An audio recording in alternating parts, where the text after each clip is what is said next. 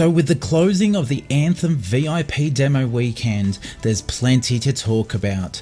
Now in the final month of waiting for launch, we need to weigh up everything and decide whether we give Anthem a shot by passing over our hard-earned money or not. Now I'm not going to give you a rant about how bad things were in the VIP demo, because let's face it, it's already all over the media and you guys have seen it everywhere unless you've been living under a rock. I'm not going to speculate whether I think the game is going to be fundamentally bad or good, because at launch anything can happen. I'm not going to speculate whether these issues can be tackled in the short period of time left in development either. But what I am going to discuss with you is what we do know about the game itself so far, and show you guys my personal experiences from the VIP demo and all the things when they were functioning as close to expectations as possible. So what I mean by that is, I'm going to base my experience and all the knowledge I'm about to give you on how the game is expected to function when it's a full launched product. My plan in this video is to give you all the relevant information about the game itself so that you can make a decision whether or not you would like to buy it. Now let's get started. First of all, I have to admit something. I try not to get caught up in the hype for games. This is mostly based off both mine and the public's experiences these past few years of how AAA titles have been launched. We all know there have been lots of dodgy practices around and some pretty glitchy games launched as well. But Anthem, for some reason, has been much more excited than I would care to admit. Now it's because of this excitement that I followed in the background all of the details around the development, everything that I could get my hands on. For a long while, I wasn't even sure if I was going to pick up the game. So even though I wanted to make videos about this excitement that was brewing inside of me, I didn't want to start something on the channel that I possibly might not have finished. I wanted to make up my mind about purchasing Anthem before I posted my first video. So I've installed this VIP demo and I'm ready to go, and then obviously the issues start to happen.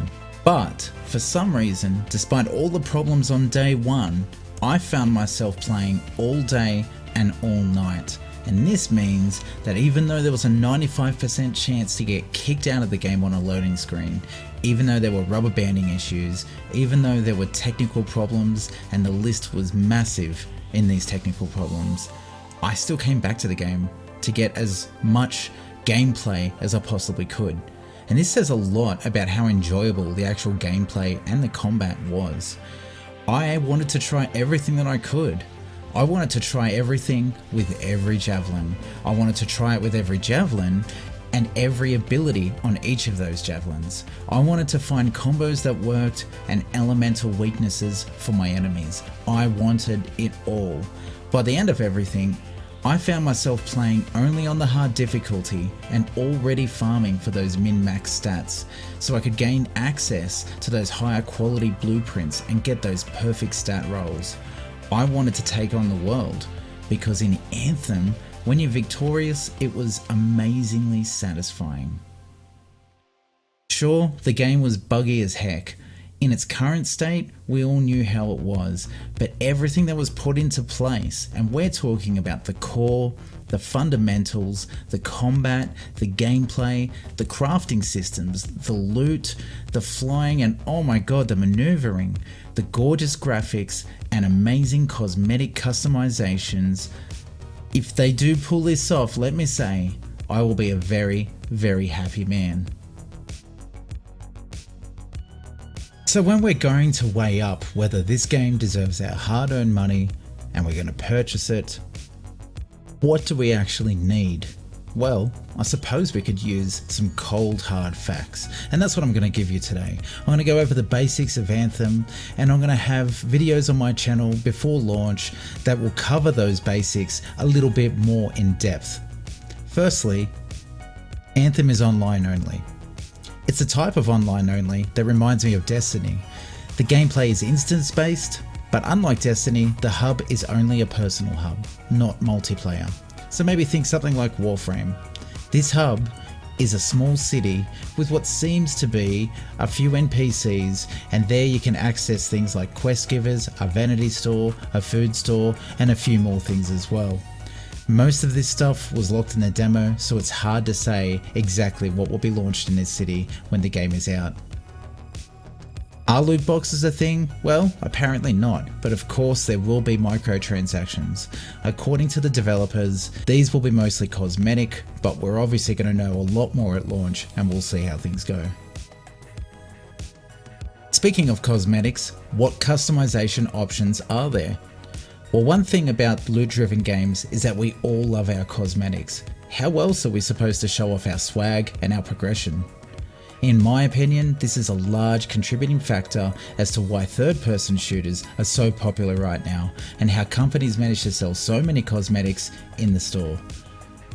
The customization options are vast and thorough in Anthem. You can equip different armor types on your helmet, legs, chest and arms, which all have their own type of skin. Not only can you change that, you can also change the color and adjust the material of those areas as well. So you may want a shiny metallic finish or a soft fabric, you may want to look battle worn or just look like you took it through the car wash. Well, I suppose you could call it a javelin wash, and then you gave it a wax as well. The color palette is very vibrant and there are plenty of ways to stand out in the crowd or hide in the shadows depending on your preferences. Finally, there are vinyls. Now these vinyls are like full body graphics that go over your javelin to give it a unique look on top of the paint that you've already chosen. The vinyls are a set color though, and that cannot be changed. In the demo, players were given a lump sum of coins, and all of the cosmetics that were available in the demo were available to purchase through using these coins to unlock them. There were 25 coins a piece. There were your standard armors, then there were one alternative armor for each type of armor on each javelin. There was also a few unlockable materials as well. It's completely unclear as to how the access to these will be granted in the full version of the game, but it's safe to assume that some will be locked behind some kind of paywall, but I guess time will tell. So being kind of a loot-driven type of looter-shooter game, what is the loot actually like? Well, from everything I've witnessed, I'd say that the looting system is deep and employs a style that will keep you occupied for a long time. Now the developers have specifically said that they've taken some inspiration from Diablo's looting system. Hearing that myself personally, this excites me. There needs to be a way to make the grind much more satisfying and rewarding, and I think this is it. Anthem inherits the coloured tier system as well that we all know and love. So we're starting with white as common, green, uncommon, blue, rare, purple, epic, orange, masterwork, and yellow is legendary. Now let's go over the loot itself. There are your major weapon types, and guns are categorized and are given a name based on the style of gun within that category. Let me give you an example. The Deadeye is a sniper rifle, and it's a type of sniper rifle that is more like a bolt action sniper. It's designed for well placed and well aimed shots, preferably in the enemy's weak spot. Now the Whirlwind is another type of sniper rifle, but it has a faster, more accurate fire rate.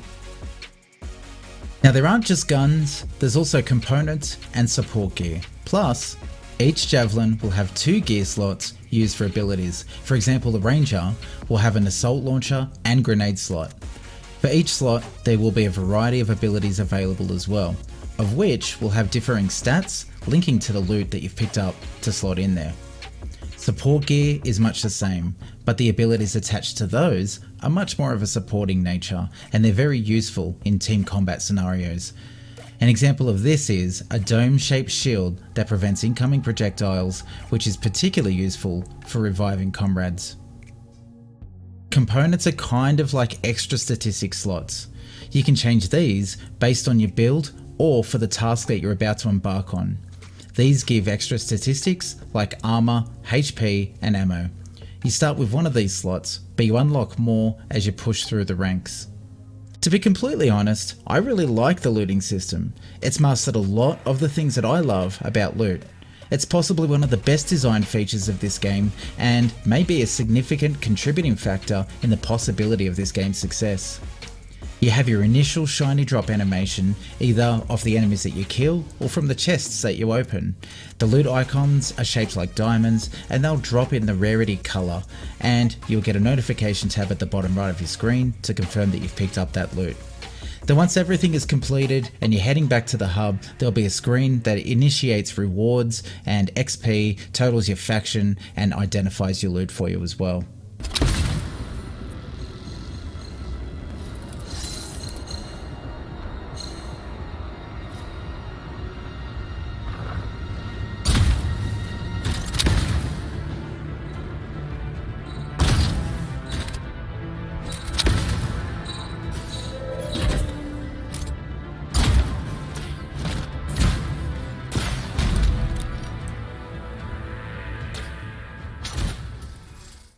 Well, naturally if we progress from loot, we end up with crafting. Blueprints tend to be tied to mission progress, to your level, or to challenges. They can also drop from a random enemy which shares the same random role as world drops. You unlock a blueprint's higher rarity through mastering weapons as well, which I'll go into it a little bit more in an up and coming video. Materials can be scavenged around the world and by dismantling unwanted gear. It's safe to assume that the rarer blueprints will be much harder to get your hands on, as well as the crafting costs involved. Well, content is a difficult topic to cover, and this is based on the fact that we have little knowledge about exactly how much content will be available on launch. But what I'm going to talk about is what we already do know and the information that's actually out there, as well as my experience with the actual content that was available for the VIP demo. So all sources indicate that there will be 3 Stronghold missions available at launch. Think of these like strike missions on Destiny. There should be more to follow as well.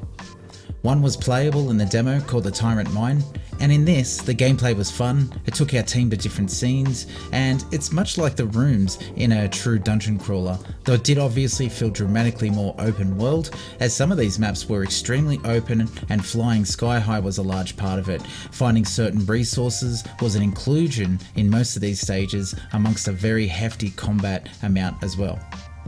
The enemies were varied between alien mutant type creatures, robotic, insectoid, or even human. Each seemed to have different weak points and weaknesses to different elements. Some had HP and shields, some just HP, some had rapid fire, some strong melee, and some were snipers. There were even some that rushed at you and exploded acid, adding a damage over time effect. In this particular stronghold, the mechanics were interactive and fun. The difficulty was also slowly scaling up until the end boss fight, which was a huge scorpion type creature. In that boss fight, there were clear phases in the fight, but I'll be doing a separate video just on the turret mine, so keep your eyes open for that one. The best way to describe the difficulty of this game was fair. And I mean, firstly, the VIP demo, it only gave us levels between 10 and 15. The XP we gained from that, I think, was an expedited version of the XP so that we could level a little bit faster. But what I did feel was that there was a substantial challenge to begin with, and as we became more and more familiar with not only the Javelin's capabilities and of what the enemies are capable of doing, but as we also geared up and got a little bit stronger as well. But in the actual game, there will be 6 difficulties on release, 3 of which are tiers of the Grandmaster system for endgame only. Think of this like Diablo's Torment system. Both in the Stronghold mission and in regular gameplay, the system does a great job of weighing up risk and reward by offering more XP, mastery, reputation, and the most important, rarer loot for your triumphs. I completed a few Stronghold runs on hard difficulty where I felt a noticeable climb in an enemy HP and damage. I completed many runs on this difficulty, but what I noticed was team members were going down much more often, and I also noticed an increase in power level and rarity in the loot rewards that came from it. Anthem's combat came at a very positive surprise. Honestly, given the works of the Dragon Age series and probably more relevantly the Mass Effect series, I really wasn't sure what to expect from the combat.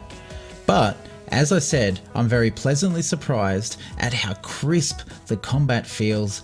The combat does a great job of rewarding and promoting maneuverability, and it is such now a large part of the game. You can just feel that if you don't make the most of your Javelin's movement capabilities, then the chances are you're probably going to die. Flying around this gorgeous world feels absolutely great. It reaches a whole new level when you take that part into actual combat. At first, it's easy to become overwhelmed by managing your flying limits, trying not to overheat your javelin, and then also trying to dodge at the right time as well. You've got to hit your target's weak points, create combos for damage, and of course you need to get behind cover before you get overwhelmed and die. The HP and shield on your javelin can be very quickly vanished, and that's if you're not careful, so using line of sight seems to be a must for survival. But after sinking a couple of hours in, it quickly becomes second nature to you, and suddenly you feel like a pro. You mix up dodge mechanics for extra movement both in the air and on the ground, slamming down to the ground from high up with your melee attacks. The guns, they seem to feel right in terms of having heft and different accuracies.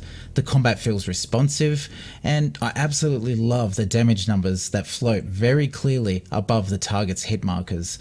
They change colour for critical hits on weak points as well. There were some very clear standouts as far as power was concerned, though I'm not really thinking too much about that because I'm sure there's a fair amount of balancing happening before the game launches. Each javelin felt completely different and powerful in their own way. They each have a clear role and none felt out of place in a team environment. They all have weaknesses, strengths, including different movement speeds, ability types, defenses, and damage numbers, hovering and dodging capabilities, and much more. The combo system adds an extra depth to it. There are different damage types, including elements, and different combo types as well. You can create combo from extra damage on your own accord, or you can finish a combo that your teammate has already started. This adds some true dynamics to the game combat and emphasizes the potential for full team builds, which I'm assuming could play a large role in the end game. But let's put all of this together. Overall, if you think about it, the systems that were created, the fundamental design choices around movement, combat, loot, crafting, cosmetics, amazing graphics, the difficulty structure, and the end game, I think the decisions that have been made there give the ingredients to what seems to be a brilliant recipe. While on one hand, this can be a true disaster, but that'll only happen by terrible glitches or by dodgy microtransaction practices. On the other hand, for me, I think Anthem may have some hope. That's going to do it for me today, guys. I hope this information was extremely helpful for you in deciding whether you should pick up Anthem as a game. Not long to go now. We're in the countdown. We're in the final month. I think a lot of people are getting excited, and as you can probably tell, me as well. And since there is a video up on my channel now, it's pretty safe to assume that I will be covering Anthem. Let me know in the comments section if you want to see more of my Anthem content. Hit the like button if you enjoyed today's video or if it was helpful in any way, and I'll catch you guys in the next one.